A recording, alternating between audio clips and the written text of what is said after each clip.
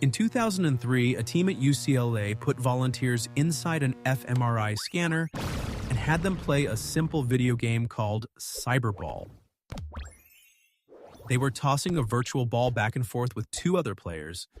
Then, after a few rounds, the other players stopped passing to them. That was the entire experiment.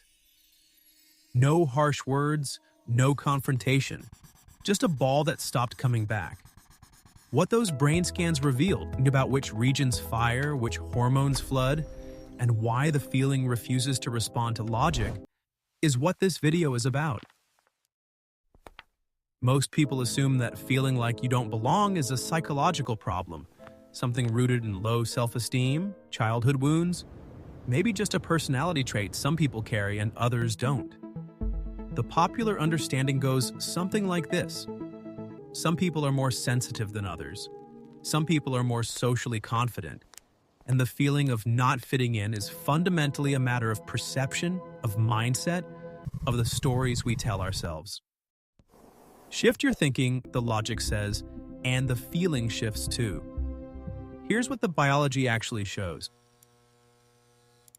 When Naomi Eisenberger and her colleagues at UCLA analyzed those cyberball scans published in Science in 2003, they found something that stopped the research team cold. The region of the brain that lit up during social exclusion was the dorsal anterior cingulate cortex, the same region that processes physical pain, the same tissue that fires when you break a bone, burn your hand, or suffer an injury severe enough to send you to an emergency room. The volunteers weren't describing a metaphor when they said exclusion hurt. Their brains were registering it through the same neural architecture as a wound. And here's where it gets stranger. The exclusion lasted roughly 45 seconds. The other players in the game were a pre-programmed computer. The volunteers knew on some level that this was a controlled laboratory exercise. None of that mattered. The dorsal anterior cingulate cortex fired regardless. Matthew Lieberman, one of the researchers who ran the original study and the author of Social, Why Our Brains Are Wired to Connect, published in 2013, described this as one of the more disorienting findings in social neuroscience. That the brain treats social rejection as a threat to physical integrity, not as an abstract emotional event. Now here's the cascade that follows, and this is the part that almost never gets explained. The moment the brain registers social exclusion, in real life, this can be a group conversation you weren't invited to, a room that goes slightly quieter when you enter, a subtle but unmistakable signal that you are on the outside. The body responds physiologically. Cortisol levels rise. The stress response activates. John Cacioppo, who spent decades building one of the most detailed research programs on loneliness and social connection at the University of Chicago, and whose work is compiled in Loneliness, Human Nature, and the Need for Social Connection, written with William Patrick and published in 2008, documented this process across many participants over years of study. What Cacioppo's research showed was that the cortisol spike from perceived social exclusion is not brief. It lingers, and it does something specific to the brain's threat detection system. It recalibrates it toward hypervigilance. Your brain, after registering that you were excluded once, begins scanning the environment more aggressively for signals that it might happen again. Facial expressions get read faster and more negatively. Ambiguous social signals in a neutral tone of voice, a glance that holds a half-second too long, get categorized as hostile. The brain, in other words, tries to protect you. And in doing so, it makes the feeling of not belonging harder to escape.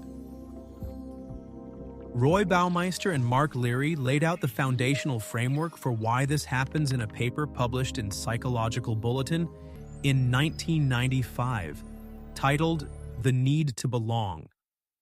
Their argument, supported by evidence drawn from across psychology and anthropology, was that the need for stable, positive social connection is a fundamental human motivation, not a preference, not a personality trait, but something closer to a biological drive, comparable in its force to hunger. When that drive goes unmet, the organism registers it as a deficit. The brain treats the absence of belonging the same way it treats the absence of food or shelter, as a problem that requires immediate attention. This is why the feeling doesn't simply fade when you tell yourself it shouldn't matter. The signal isn't coming from your rational mind. It's coming from systems far older and far less accessible to conscious override. Here's what nobody fully explains, and this is the part that researchers are still working through. Kipling Williams, a psychologist at Purdue University who spent years studying ostracism and published extensively on the topic, including a widely cited review in Current Directions in Psychological Science in 2011, found something that complicates the picture considerably. Even people who are excluded by a group they actively dislike, even people excluded by a group whose values they explicitly reject, show the same neural and physiological responses as people excluded by a group they care deeply about. The brain doesn't first ask whether the group was worth belonging to. It registers exclusion. Then, only afterward, does the cognitive system begin to evaluate what the exclusion actually meant. Why the brain is built this way, why the threat detection system for social exclusion appears to be so blunt, so indiscriminate, remains an open question in neuroscience. The working hypothesis is evolutionary. In an environment where expulsion from the group meant death, the cost of missing a real exclusion signal far outweighed the cost of reacting to a false one. Better to feel the pain of rejection when the rejection meant nothing than to miss it when it meant everything. But that's still a hypothesis. The mechanism is documented. The reason the mechanism is calibrated exactly the way it is, that part we don't fully know. What we do know is what it means for the person sitting inside that experience right now.